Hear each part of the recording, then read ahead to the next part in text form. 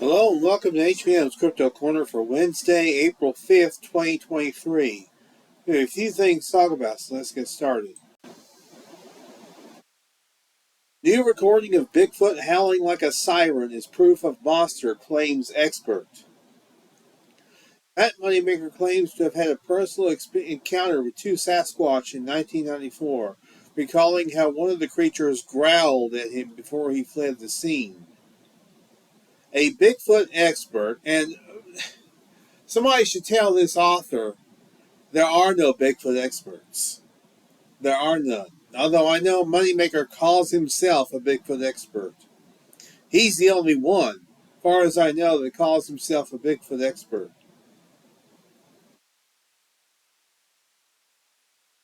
But I think even he knows there are no experts. There are no Bigfoot experts. But anyway, getting on to the article.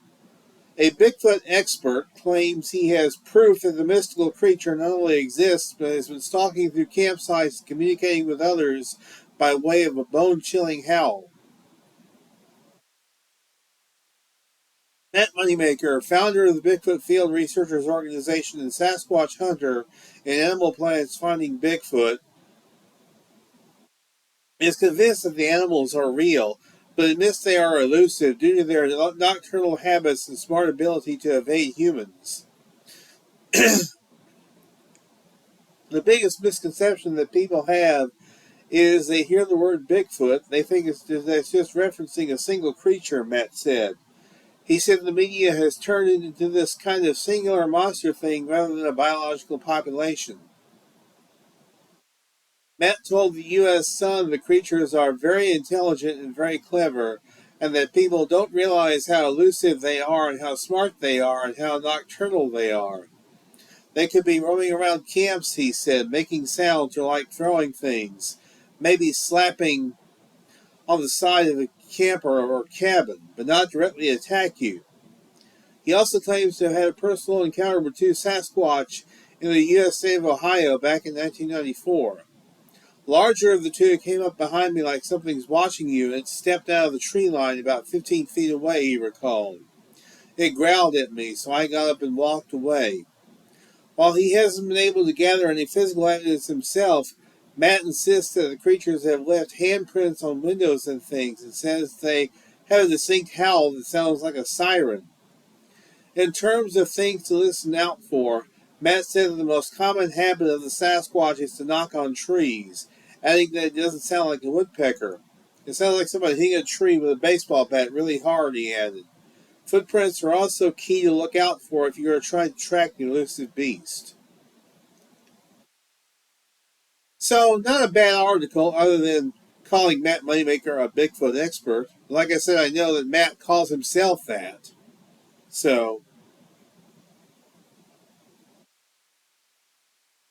But interesting article nonetheless. Big cats live among us, and I don't care if you don't believe it. For me, it's a simple fact. I know they exist.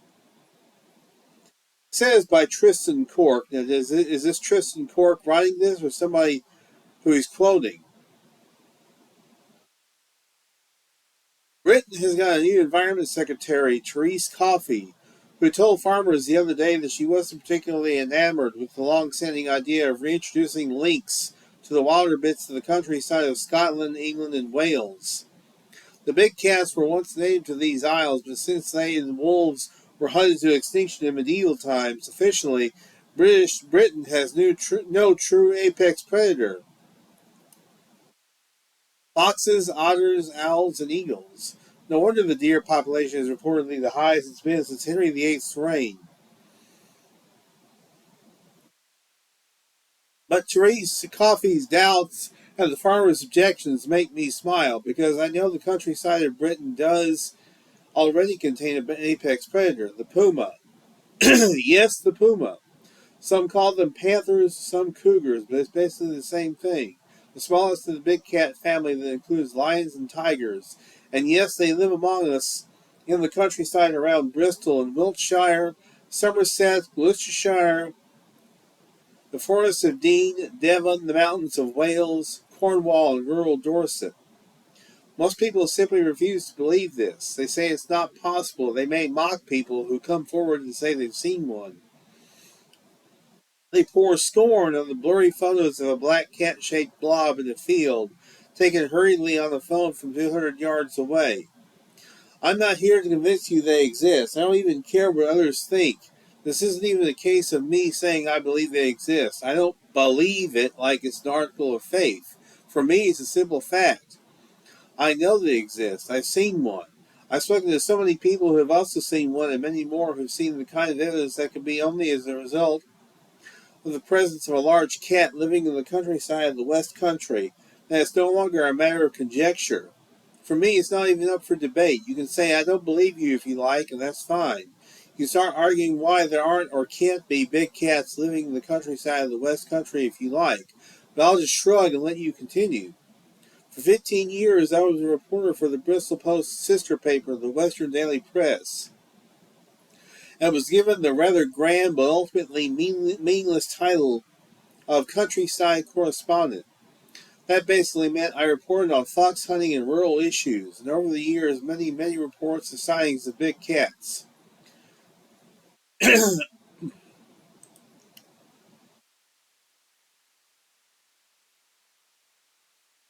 Okay, I'm trying to close this out. There we go. There has also been official acknowledgement that this is a real thing. Just after the turn of the millennium, the Forestry Commission reported one of its staff was surveying wild boar numbers with night vision equipment and watched a large cat watch the boar's herd. Several times I spoke to or heard about pilots who fly various air ambulances and police helicopters who spotted and tracked large cats moving around the fields at night. And here's a photo of what's allegedly a big cat. A Labrador-sized feline spotted outside the Fox Inn pub in the village of Broadwell in the Cotswolds. Some of the more memorable reports I investigated included a chicken farmer who came face to face with a panther that had gotten to his long shed by digging underneath the end wall. I inspected the scene down in Somerset, and it will stay with me forever. The shed had a door at one end and a row of around 6 large chicken coops, raised off the ground with floorboards and a corridor running along the left-hand side. At the far end, where the 7th coop would be, was a store area.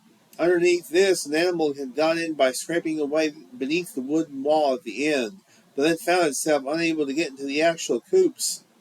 The farmer reckoned it had been spent a night underneath his poor chickens. The claw marks on the wooden boards were around twice the size of a fox's paw. While he walked in through the door in the morning, he froze as the cat froze too. Underneath the boards by his right ankle at the end of the corridor, he backed away slowly as the cat, thinking it was cornered, searched for a way out. The farmer was still in shock when I spoke to him. Most of the stories I heard were from people who just told me and said they didn't want to report in the paper. They just wanted to share it with someone who wouldn't laugh at them. There was the good friend of mine, a sober and straight church warden, who told me quietly one Sunday that the previous morning he'd been up walking his dog, which raced towards a thicket in a field half a mile from town and came racing back. He looked in awe as a large dark panther emerged from the other side of the thicket, around 15 yards from him, and strolled off along the hedge line in front of him. What do panthers live off, I can hear you skeptics cry. Well, there has apparently never been so many deer in Britain as there is now. Farming has changed radically in the last 20 years or so.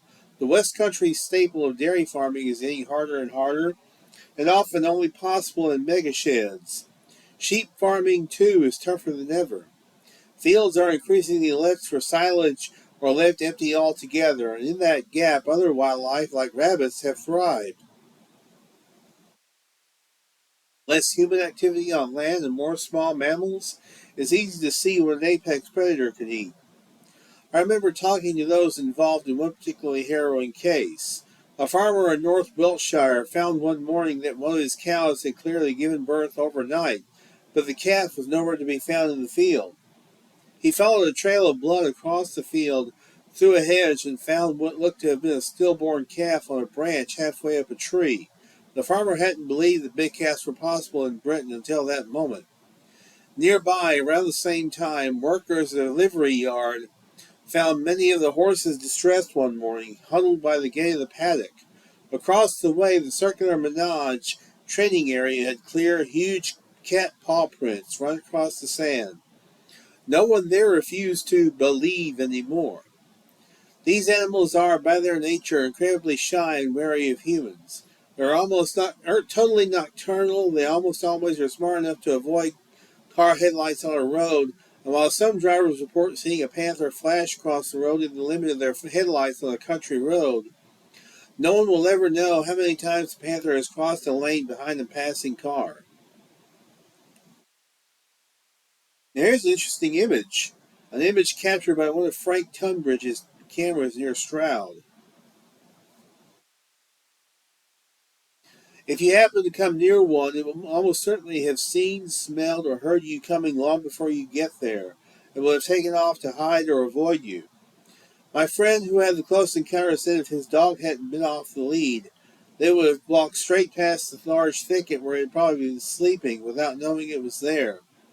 Like many who've seen them, my own sighting was dim and frustrating. Another friend who'd been reporting seeing a large animal disturbing a herd of cows in a field across the river from his house called to tell me it was there again, so I rushed down and out we went. Dusk was falling as we moved through the herd, and the dark shape of the distance always stayed just too far enough ahead of us to get a good look. It was the size of a dog but longer, and moved slowly and carefully, not trotting or running like a dog. Across 2 or 3 fields we followed it until it got too dark to see. Many who see them never tell a soul for fear of ridicule. Others tell themselves they must be mistaken, or end up arguing with their mates down the pub, or family and friends that their eyes must have deceived them. Those looking at reports and sightings with a semi-scientific eye have concluded that the population is pretty small, but look at countries where pumas, panthers, or cougars exist. They have huge territories that can cover 30 miles in a night. My friend lived in the mountains of Colorado almost all her life, where mountain lions are known to live. She's seen one only once, when it disappeared out of her headlights in all her years of traveling the country roads at night. You can choose to dismiss this if you like. I've long gone past the point of thinking everyone needs to believe they exist in this country. Maybe one day someone will catch one somehow, or more likely get good evidence on their dash cam or doorbell camera. Then again, a huge cat appeared on a patrol station CCTV one night a few years back, and the footage formed the basis of many an online article. But still, there are those who will scoff until they see one themselves for real, and that's fine. Facts don't care about your opinion, and no offense, but neither do I. So this almost has undertones of how the media treats Sasquatch.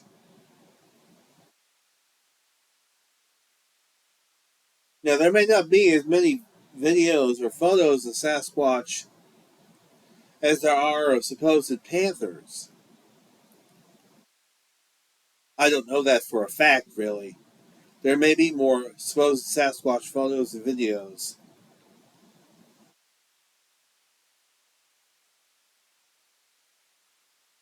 But it's interesting, it's very interesting that England may have a large apex predator right under its nose and not even know it, or not believe it, or choose not to believe it.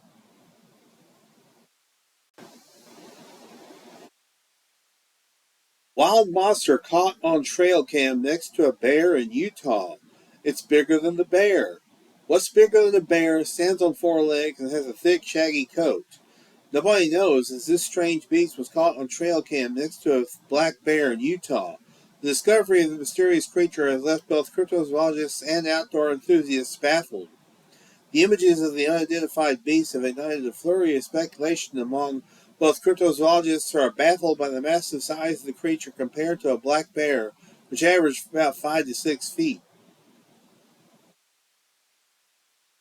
Strange looking creature standing next to a bear. We talked with the individual who posted the photograph who wishes to stay anonymous, and they said that the image was taken in northern Utah. They explained that they couldn't figure out what the creature was, and so posted it to various pages in order to try and get an answer. All this did was cause more confusion, as people couldn't work out what it was. The public is quick to cry Bigfoot and any unidentified shaggy-haired cryptid, but the anatomy of this beast strongly suggests a quadrupedal animal and does not resemble a humanoid on hands and feet. The largest animal found in the wilds of Utah is the mountain bison. While that would be consistent with the size of the creature, it lacks a distinctive downward-sloping, narrow rear end characteristic of all bison and has a very different texture of hair. One of the gigantic beasts most resembles a much larger bear, except for what appears to be a strange shortened face, but could be the shoulder of the animal, if its head were turned to look away from the camera. Grizzly bears are not common in Utah, but they are present and larger than black bears by about 2 feet. The beast in the video seems to be about double the size of a black bear, though, leaving it an unlikely answer to the puzzling mystery. If black bears average about 5 to 6 feet, then the beast would have to be about 10 to 12 feet, and there are two bears that could hypothetically fit that range. The most likely candidate would be a growler bear, a hybrid offspring of a grizzly and a polar bear. Not much is known about these hybrid bears, as they are believed to be a development of climate change, creating a larger territorial crossover between the species. However, known examples are typically about 9 to 10 feet. The shaggy coat of the beast resembles a husky more than a grizzly. However, it could plausibly resemble a fluffy winter coat of a grizzly. Least likely, but most intriguing, some think it could be a surviving member of a species thought extinct, the giant short-faced bear. This creature is widely believed to have died out during the Pleistocene era 11,000 years ago, but occasionally sightings pop up that leave some hopeful that it may have survived against the odds. Fossil records show this massive bear stood about 12 feet tall and had the slightly longer leg proportions seen on the unknown beast next to the black bear. So, just what the heck is this?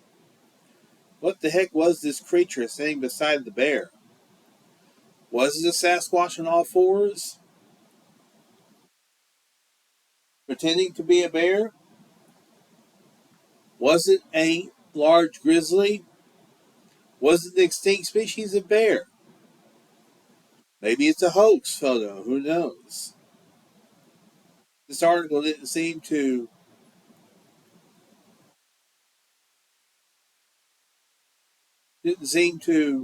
want to delve into the possibility of a hoax. I mean, it could very well be a hoax, but still quite fascinating. Of Bigfoot.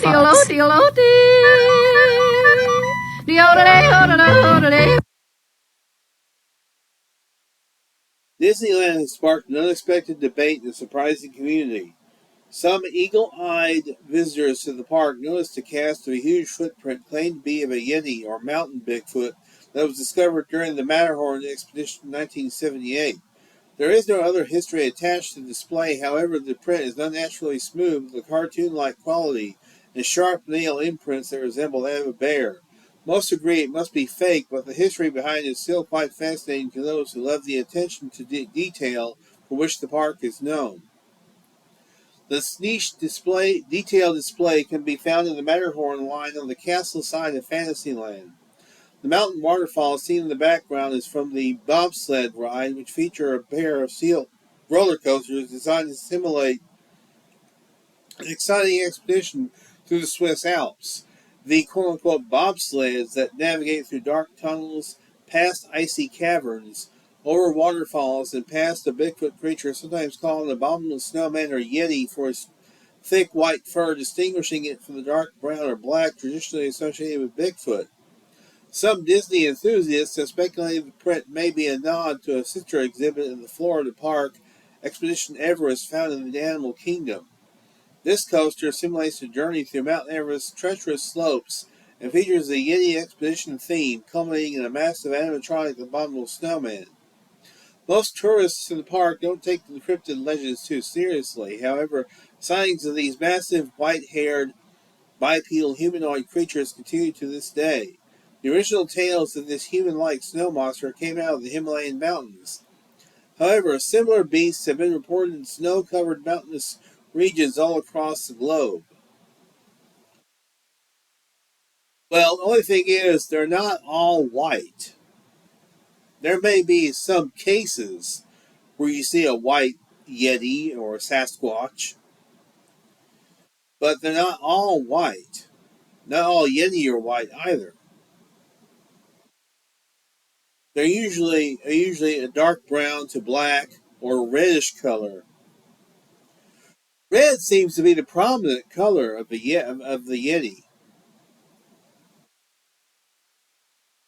not white. But very fascinating.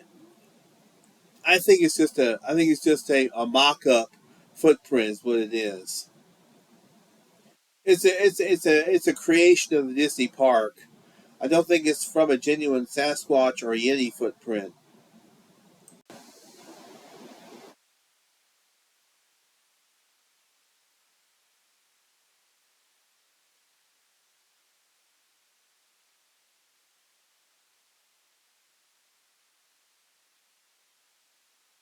in the Olympic National Forest near Lake Crescent for a documentary that I filmed called Death is With Me, which is coming out soon. But before I started investigating the Olympic National Forest, I did not believe in Bigfoot. Honestly, you could have heard me making fun of Bigfoot and making jokes about it because I did not believe in it at all. However, my experience in the Olympic National Forest did change my opinion and belief on Bigfoot. Because I did have some really weird experiences out there. I specifically remember this one night in the middle of the night, me and another person noticing that we were hearing wood knocking out in the woods, which was very scary and unexplainable. So I don't know. My opinions on Bigfoot have changed, and yeah, I do kind of believe that they're out there.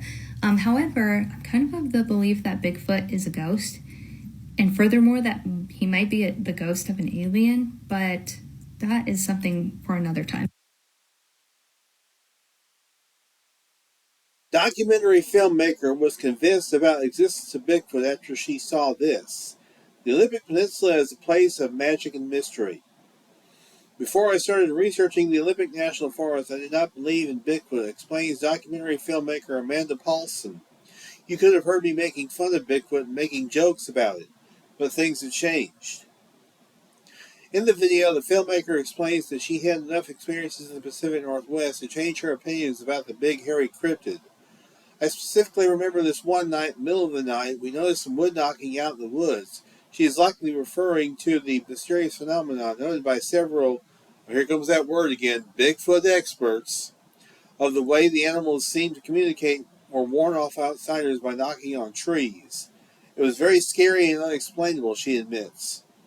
But, as a paranormal investigator herself, Paulson has a theory on the true nature of Bigfoot. She doesn't think it's an animal at all, but rather a ghost, possibly of an alien ghost. Wait, what? Or extinct species. This is in keeping with the theories that Bigfoot is a forest spirit, which would also explain why I've never seen any dead Bigfoot bodies or other physical signs of its form like scat. There has been supposed Sasquatch scat found. It's usually denoted by its large size. In the comments, locals agree. I wasn't a believer until my husband had an encounter, one claims. Everyone on the Pacific Olympic Peninsula either has had an experience or knows someone who has. I have to agree. 18 months ago, I thought Bigfoot was just a campfire story. But too many people have had too many inexplicable experiences. There is something going on, but who can say whether it's an unknown hair ape creature, an interdimensional alien ghost, or something else entirely? Well, I don't know about that. I think it's an unknown primate myself. But that word again, Bigfoot expert, or that phrase, I guess, it bothers me because there are no Bigfoot experts.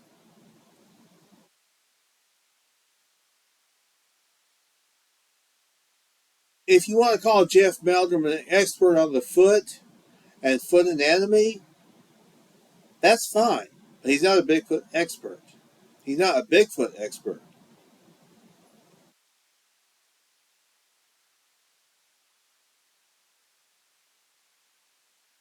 These people are researchers, not experts. Or investigators. They're either researchers or investigators. But none of them are experts. But still, interesting article, interesting video. Finally, I'm going to include a link to a documentary done by Lyle Blackburn and Ken Gerhard about the Caddo creature, the supposed Sasquatch-like creature of Caddo Lake, Texas. I've seen the documentary. It's really well done. It's really good. I really liked it and enjoyed it. It's part of their American Monster Tour DVD. But it's on YouTube for free, so I'm going to include the link to it so you guys can check it out as well. And that's going to do it for this week. I want to thank you very much for tuning in. You guys are the heart of the show. I always say that, but I always mean it. And I'll continue to do this as long as you guys want me to. And hey, until next week, y'all be good or be good at it. This is May-HBM, Crypto-Corner.